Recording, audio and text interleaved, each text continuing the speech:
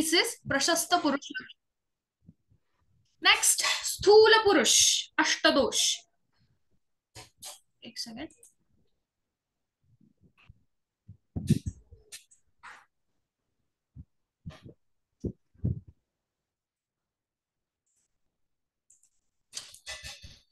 Sorry.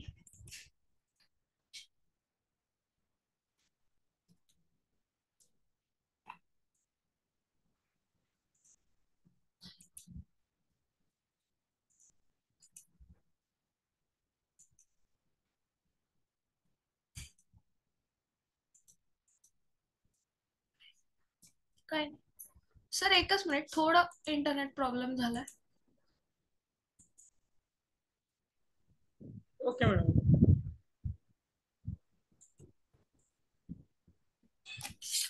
तर सगळ्यात पहिल्यांदा अष्टनिंदितीय पुरुष कुठले ते आधी बघू. आता प्रशस्त पुरुष बघितले, आता अष्टनिंदित प्रशस्त झालं.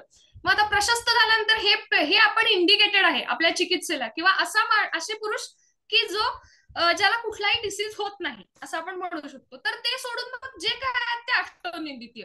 मग आता त्यातले 8 कुठले, विच आर दॅट 8 निंदित पुरुषाच. फर्स्ट वन अतिदीर्घश्च. अतिदीर्घ, excessively tall. Normal height of Indian person females मध्ये असती नॉर्मली 5.6 इंचेस, मेल्स मध्ये 5.9 5.10. त्याच्याही पेक्षा अति टॉल आहे 7.1 7.2. It is अतिदीर्घ. सॉरी, हा अतिदीर्घ. अतिरस्व जे खूपच जास्त शॉर्ट हाइटेड आहे. तुम्ही कधी सगळ्यांनी मिळून सर्कस पाहिली आहे? सर्कस मध्ये जे छोटे छोटे जोकर्स असतात ते आपण अतिरस्व मध्ये कन्सिडर करू शकतो, कारण त्यांची हाईट खूप कमी असते. नेक्स्ट इज अतिलोमा. अतिलोमा who are having excessive hairs on his or her body. Excessive hairs. Then aloma, fourth one is aloma, who is having no any single hair on his body, his or her body. उसके body पे कुछ भी बाल नहीं होते, कुछ भी नहीं.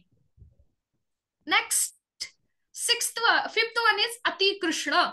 अति कृष्ण जो बहुत काला है, बहुत काला. अति गौर जो बहुत बहुत ज्यादा गोरा है, बहुत ज्यादा. अब अति कृष्ण को आप इंडियन एक्चुअली इंडियन साइड में इतना अति कृष्णता नहीं मिलता.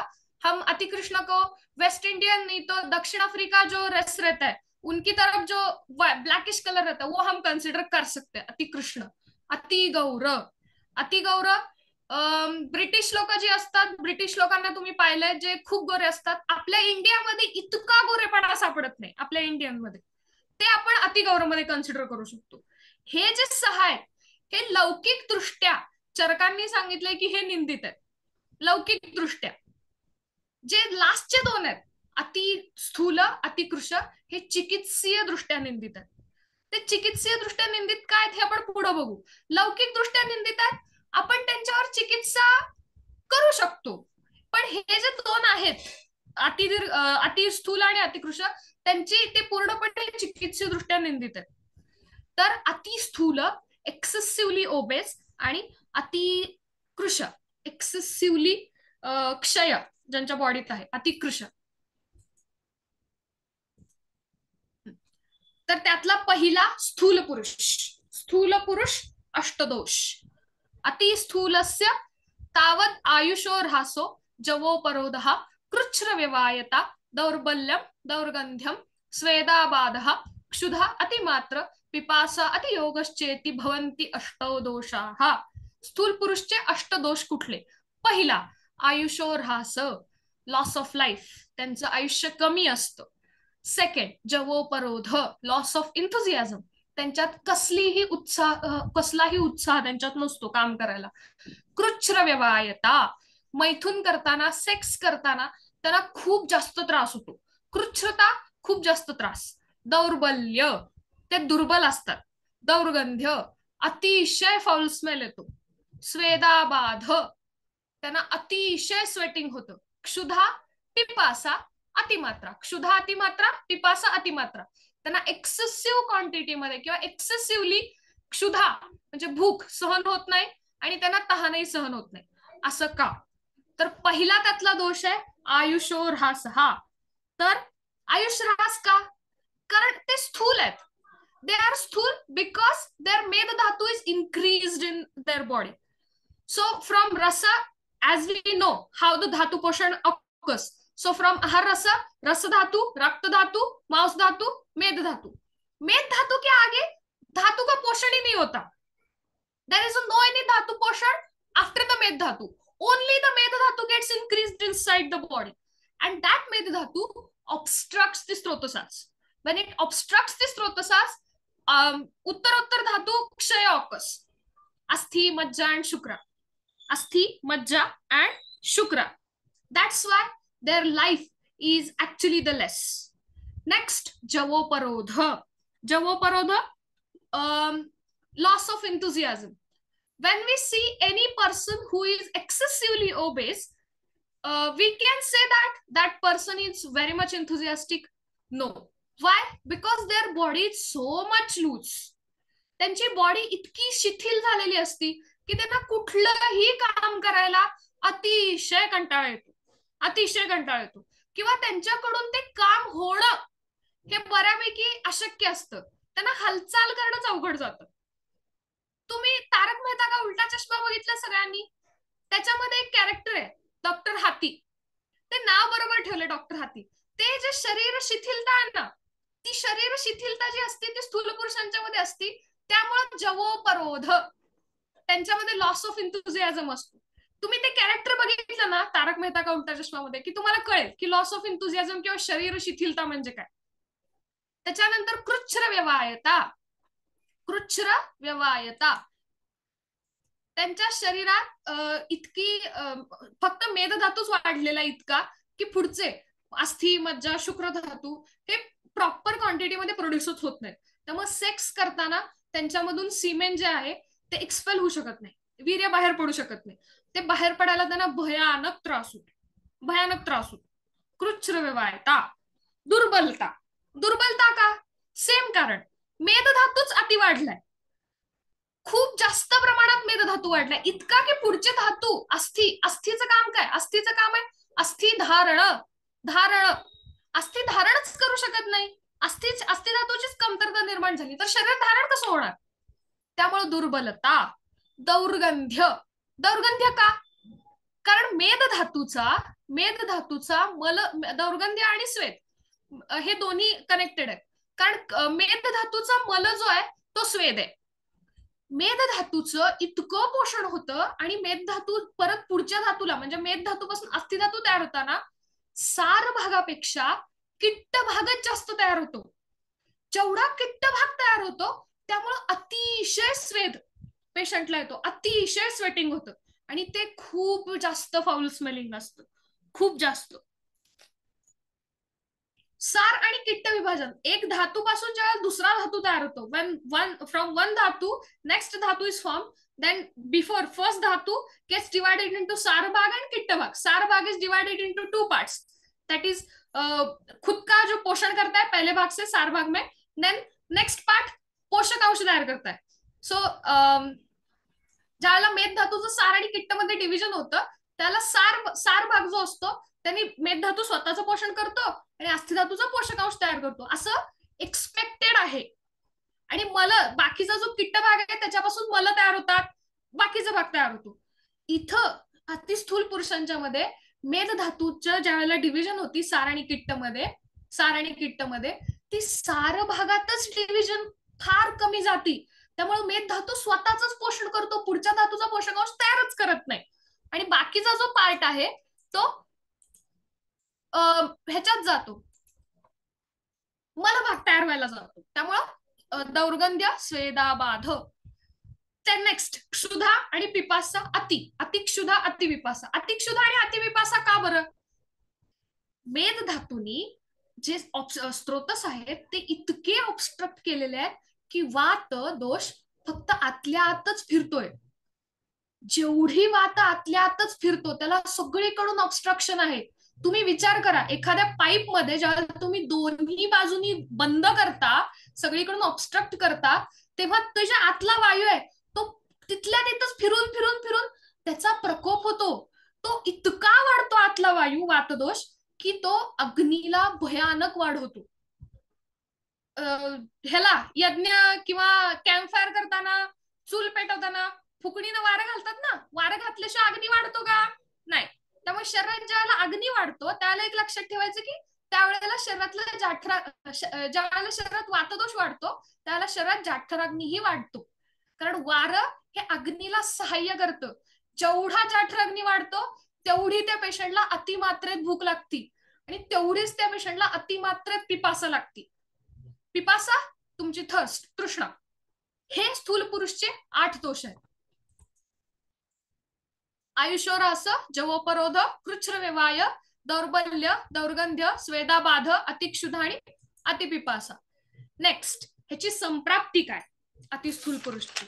तर मेधस आवृत्त मार्गत्वात वायु कोष्ठे विशेषतः चरण संध्युक्षयति अग्निम आहारम शोषयत्यापि तस्मात् शीघ्रं जरयति आहारम च अतिकांक्षति विकाराश्च अश्नुते घोरान् कश्चित् काल व्यतिक्रमात् एतद् उपद्रव करो विशेषात् अग्निमारुतौ येतो हि दहत् स्थूलं वनदावो वनं यथा मेधस्यतिव संवृद्धे सहसैव अनिलादयः विकारान् दारुणान् कृत्वा नाशयन्त्याशु जीवितम्. ह्या श्लोकामध्ये चरकांनी एक सिमिली दिली आहे. स्थूलम येतो हि दहतः स्थूलम वनदावो वनं तथा वनं यथा. एखाद्या जंगलाला ज्या वेळेला आग लागती त्याला जंगलाला आग लागल्यानंतर जर भयानक वादळ सुटलं किंवा मोठा वारा व्हायला लागला तर ती आग वाढत जाते जंगलाची. सेम तसंच शरीरात घडतं. मेधस आवृत्त मार्गत्वात मेध धातूंनी स्त्रोतस्स ऑब्स्ट्रक्शन केले, आवृत्त केलाय मार्ग वायूचा. कोष्ठे विशेषतः जास्त करून कोष्ठमध्ये चरण संध्युक्ष चरणम संधुक्षयत्यम अग्निम आहारम शोषयत्यापि. त्यामुळं पेटलेला जाठराग्नी, नॉर्मल भाषेत सांगते तुमच्या, पेटलेला जाठराग्नी, तुमचा जाठराग्नी भयानकरित्या वाढतो, तो पेटतो, संधुक्षण होतं. तो संधुक्षयती अग्नी तो आहारचं शोषण करतो.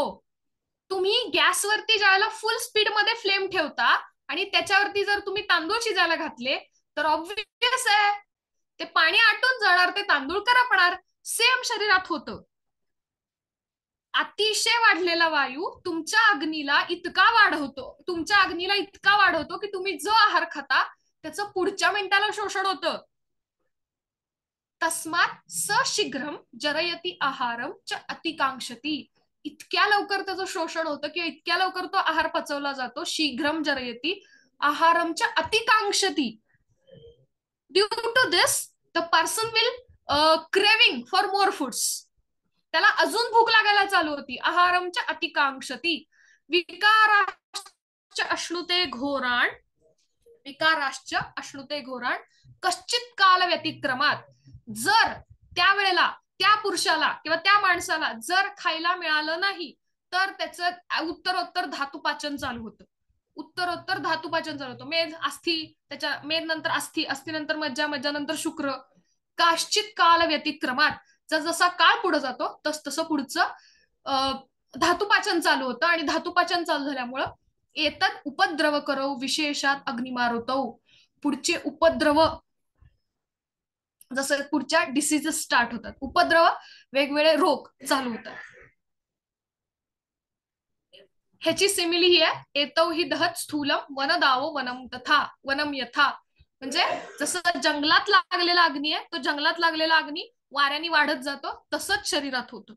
मेधस्यतीव संवृद्धे सहसैवा अनिलोदयः विकारान् दारुणान् कृत्वा नाशयन्त्याशु जीवितम. हे असंच जर अग्नी वाढत गेला, असंच जर धातुपाचन होत गेलं तर नाशयन्त्याशु जीवितम, पेशंटचं लवकरच जीव जातो. विकारान् दारुणान्, क्रोनिक डिसीजेस क्रोनिक होत जातात आणि त्याच्यामुळं पेशंटची डेथ होऊ शकते. ही झाली संप्राप्ती. ऑब्स्ट्रक्शन ऑफ स्त्रोतसास ड्यू टू इन्क्रीज्ड मेधा, वायू गेट्स प्रकोपिता. ड्यू टू दिस जाठराग्नी दुष्टी. दुष्टी, इथं दुष्टी हा शब्द वृद्धी, जाठराग्नी वृद्धी या अर्थाने घ्यायचा.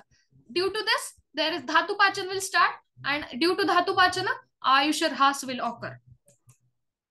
लक्षणाच ऑफ अतिस्थूल पुरुष. मेदो मांस अतिवृद्धत्वाच्च चलस्फीक उदरस्तनः अयथोपचयो उत्साहो नरो अतिस्थूल उच्यते. मेदो मांस अतिवृद्धत्वात्.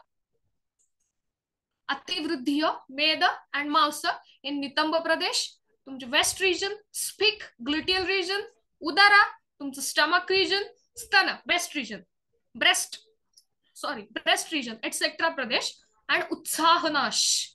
पेशंटचं शरीर पूर्ण शिथिल झाल्यामुळं पेशंटमध्ये कसलंही काम करण्याचा उत्साह राहत नाही.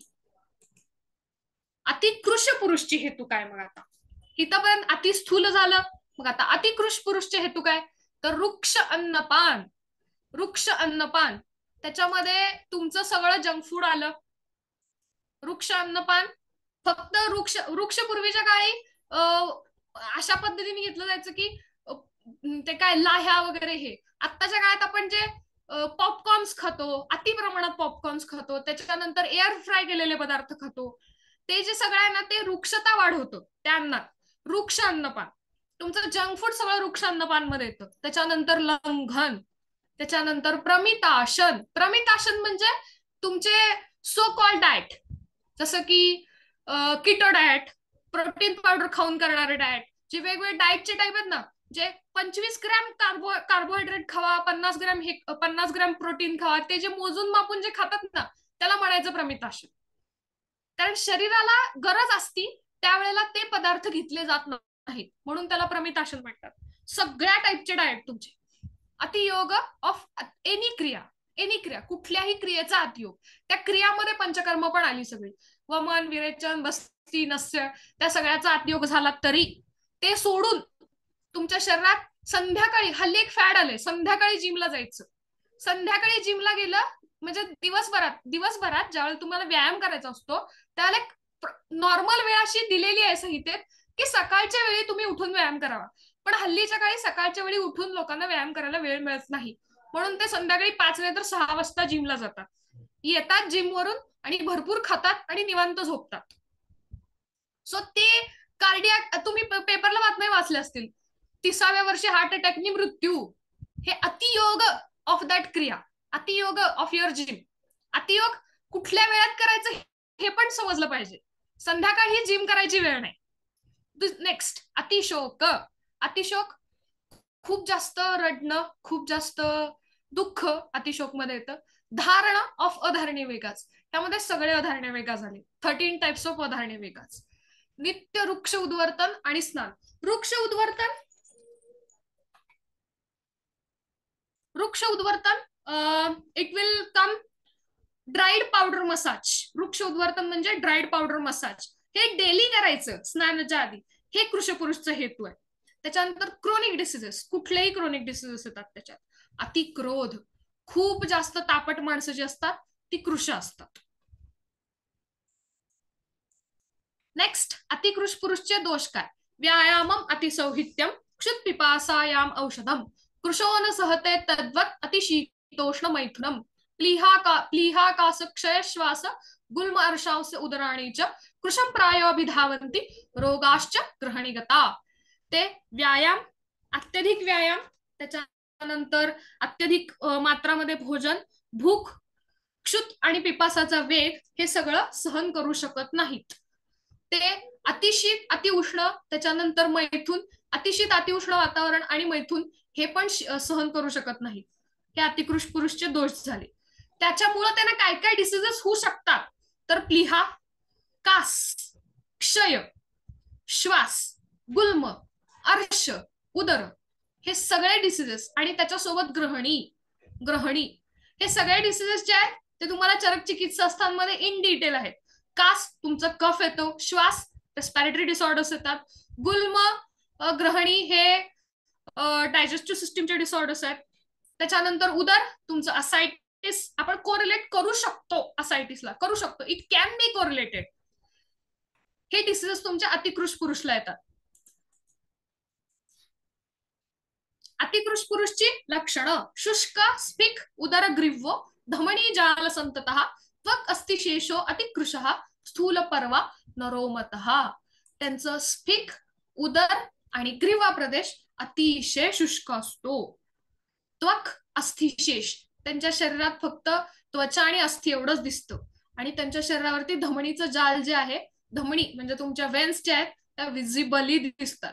स्थूल पर्वा म्हणजे काय, मांसच नाही शरीरात, त्यामुळे जे काय तुमचे जॉईंट्स आहेत ते खूप असे मोठे मोठे वाटतात, कारण फक्त अस्थिच दिसतात जॉईंट्सच्या. त्यामुळं स्थूल पर्वा. आता ह्या कृश आणि स्थूल ह्याचं चिकित्सा सूत्र काय, तर गुरुच अपतर्पणम चेष्टम स्थूलाणाम कर्षणम प्रति कृषाणाम ब्रह्मणार्थम च लघु संतर्पणम च यत्. गुरुच अपतर्पणम,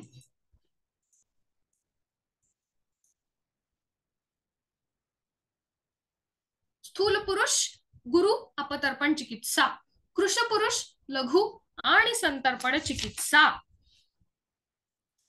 स्थूल पुरुषला गुरु पण अपतर्पणात्मक, कृश पुरुषला लघु पण संतर्पणात्मक चिकित्सा द्यायची. काय काय चिकित्सा द्यायची ते पण आपण बघू. चिकित्सा फॉर स्थूल पुरुष. स्थूल पुरुषाला काय काय द्यायचं, तर वातघ्न अन्नपानानी, जे काय आहे श्लेष्म मेदहराणी, म्हणजे जे वातहर आहे, जे श्लेष्महर आहे, जे मेदोहर आहे, ते सगळं अन्नपान. त्याच्यानंतर वृक्ष तीक्ष्ण बस्ती प्रयोग, वृक्ष उद्वर्तन. आपण कृशपुरुष ज्या वेळेला बघितला त्याला कृशपुरुषच्या हेतूमध्ये आपण काय बघितलं, तर वृक्ष उद्वर्तन. तिथं तो हेतू आहे, तिथं ते कॉज आहे. स्थूल पुरुषची ती चिकित्सा आहे, वृक्ष उद्वर्तन. गुडूची भद्रमुस्ता, ह्याचा प्रयोग त्रिफलासोबत. त्याच्यानंतर तक्रारिष्ट प्रयोग. त्याच्यानंतर माक्षिक, माक्षिक म्हणजे मधु, मधूचा प्रयोग. त्याच्यानंतर विडंग, नागर, क्षार, काललोह. काललोह, काललोह रज हे एक भस्म आहे, तीक्ष्ण भस्म आहे लोहचं, हे मधुसोबत प्रयोग करतात. यव आमलकी चूर्ण हा पण प्रयोग श्रेष्ठ मानला जातो स्थूल पुरुषसाठी, यव आणि आमलकीचा. त्याच्यानंतर बिल्वादी पंचमूल प्रयोग हा पण मधु सोबत केला जातो. शिलाजितू प्रयोग, अग्निमंथ रस ह्याचा पण प्रयोग केला जातो. शिलाजितू, शिलाजितू हे एक औषध असं आहे, म्हणजे शिलाजितू, शिला म्हणजे दगड, जितू टू विन, म्हणजे असं असं मेडिसिन किंवा असं ड्रग जे दगडाला सुद्धा तोडू शकतं. जर ते दगडाला सुद्धा तोडू शकतं तर मग आपल्या शरीरात साचलेल्या मेदाला का नाही. म्हणून शिलाजितू हे एक मेदोहरासाठी बेस्ट ड्रग आहे, मेदोहर म्हणून बेस्ट ड्रग म्हणून वापरलं जातं. त्याच्यानंतर प्रशातिका, प्रियंगू, शामक, यवक, यव, कोद्रव, मुदग, कुलत्थ, चक्रमुदग, आढकी बीज, पटोल, आमलकी ह्या सगळ्याचा उपयोग आहारात करायचा, भोजनार्थम प्रयोज्य आणि ह्या सगळ्याचा. पान, अनुपान काय, तर मधुउदक. ते सोडून, मधुउदक सोडून अरिष्ट तुम्ही अनुपानला वापरू शकता, जी मेद आणि मेद, मांस आणि कफला कमी करतात. अतिस्थौल्य विनाशाय संविभज्य प्रयोजयेत. प्रजागरम व्यवायम च व्यायामम चिंतनानी च. प्रजागरम रात्री जागरण, व्यवाय मैथून, व्यायाम आणि चिंता करणं. चिंता करणं म्हणजे मानसिकरित्या विचार करणं किंवा मानसिकरित्या एखाद्या गोष्टीवरती इन्व्हॉल्व्ह होणं, हे सुद्धा विहारमध्ये येतं. स्थूल पुरुषच्या चिकित्साच्या विहारचा पार्ट आहे हा. प्रजागरम रात्री जागरण, रात्री जागरण, व्यवाय मैथून, त्याच्यानंतर व्यायाम आणि चिंतन. चिंतन मानसिकरित्या काम करणं, एखाद्या गोष्टीवर डोकं लावणं, हे सुद्धा अतिशय महत्वाचं आहे स्थूल पुरुषच्या चिकित्सेमध्ये. नेक्स्ट, कृश पुरुषची चिकित्सा काय, तर स्वप्न, हर्ष, सुख, शय्या, मनसो निवृत्ती शमहा, म्हणजे खूप जास्त झोपणं, स्वप्न म्हणजे झोप, त्याच्यानंतर आनंद, सुखकर शय्येवरती झोपणं, हे फार महत्वाचं आहे. स्वप्न, सुख, शय्या, सुखकर शय्येवरती छान आरामात गादीवरती झोपणं, हर्ष, आनंद किंवा तुमचा हॅपीनेस, मनसो निवृत्ती, सगळ्या दुःखकर आठवणींच्यातनं मानसिक शांती मिळवायची. त्याच्यानंतर चिंता, व्यवाय, व्यायाम या सगळ्याचा विराम, म्हणजे ते सगळं स्टॉप करायचं.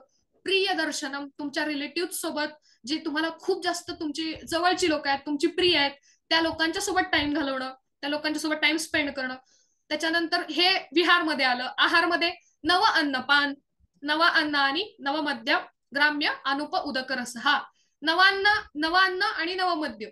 नवान्न हे ऍक्च्युली गुरु म्हणून कन्सिडर केलं जातं, पण गुरु जर अगदी अतिकृश पुरुष आहे, त्यानं जर खूप गुरु आहार घेतला तर त्याला अग्निमान्य होतं. त्यामुळे नवान्न आणि नवमध्य हे तुम्ही त्याच्यावर संस्कार करून ते लघु करूनच मगच चिकित्सेला वापरायचे. कारण आपण चिकित्सा सूत्रात बघितले लघु आणि संतर्पण अशी चिकित्सा आपण कृशपुरुष मध्ये करतो. त्यामुळे नवान्न पण डायरेक्ट नवीन अन्न कधी कृशपुरुष चिकित्सेला वापरत नाहीत. त्याच्यावर संस्कार करून ते लघु करतात आणि मग ते कृशपुरुषच्या चिकित्सेत वापरतात. ते लघु झालं की मग संतर्पण म्हणून ऍक्ट करतं. ग्राम्य अनुपुदक रसहा, त्याच्यानंतर मांस, संस्कारित केलेलं मांस, त्याच्यानंतर दधी, सर्पी, दधी, कर्ड, सर्पी, तूप, पय, दूध आणि दुधाशी रिलेटेड सगळे पदार्थ, इक्षू तुमचा ऊस, शाली, शाली राईस, त्याच्यानंतर माश, उडीद, गोधूम तुमचं गहू, गुड वैकृतम सगळे गुळ आणि गुळाशी रिलेटेड सगळे पदार्थ, त्याच्यानंतर बस्ती, ती स्निग्ध मधुर अशा तैलानी बस्ती द्यायची, त्याच तेलाने अभ्यंग करायचं नेहमी. त्याच्यानंतर स्निग्ध उद्वर्तन. आता वृक्ष उद्वर्तन हे कृशताचा हेतू आहे. वृक्षाच्या अपोजिट स्निग्ध उद्वर्तन, तेल लावून तूप लावून तेल लावून जे उद्वर्तन करतात ते झालं वृक्ष उद्वर्तन, सॉरी स्निग्ध उद्वर्तन. त्याच्यानंतर स्नान, गंध माल्या निषेवणम, जे तुमची आवडती फुलं आहेत, जे तुमचे आवडते ज्वेलरीज आहेत ते वेअर करणं. शुक्लवास, छान नीटनेटके कपडे घालणं. हे सगळ्यामुळं यथाकालम दोषाणाम अवसेचनम, ह्या सगळ्यामुळं यथाकाल जसं स्टेप बाय स्टेप पुढे जाईल तस तसं चिकित्सा कंप्लीट होती आणि दोषावसेचन होतं. ते सोडून रसायन, वृक्ष चिकित्सा, योगानाम उपसेवनम, रसायन आणि वृक्षाचे जे जे काही योग आहेत ते सगळे सेवन करणं. रसायन चिकित्सा आणि वृक्ष चिकित्सा चरक चिकित्सा स्थानमध्ये आहे. हत्वातिकार्षम अध्यते नृणाम उपचयम परम अचिंतनाच्च कार्याणाम ध्रुवम संतर्पणेन च. अतिशय चिंता कुठल्याही कार्याची न करणं, आरामात जेवढं तुम्हाला रेस्ट करता येईल, म्हणजे तुम्हाला थोडक्यात कृषीची चिकित्सा सांगायची तर कुठल्याही मानसिक शारीरिक कुठलेही कष्ट न करता, चिंता न करता जेवढी तुम्हाला रेस्ट करता येईल तेवढी रेस्ट करणं ही अतिकृषीची मेन चिकित्सा आहे. आणि प्रतिदिन संतर्पण आहारच सेवन करायचं, पण कसा, गुरु संतर्पण नाही, लघु संतर्पणात्मक आहार सेवन करणं. स्वप्न प्रसंगाश्च, छान झोप हे पण अतिशय महत्वाचे आहे. नरो वराह इव पुष्यती, तो नर वराह सारखा पुष्य होतो. वराह डुक्कर म्हणजे तेवढा जास्त त्याच्यात पुष्यता मिळते, त्याच्या शरीराचं पोषण होतं. आता कंपॅरिझन केलंय त्यांनी स्थूल आणि कृशपुरुषचं. स्थौल्य कार्शे वरम कार्शम समोपकरणौ हितौ यद उभयो, श्लोका थोडा टायपिंगला माझा चुकलाय सॉरी, यद उभयो व्याधीर आगच्छेत स्थूलम एवाति पीडयेत स्थौल्य कार्श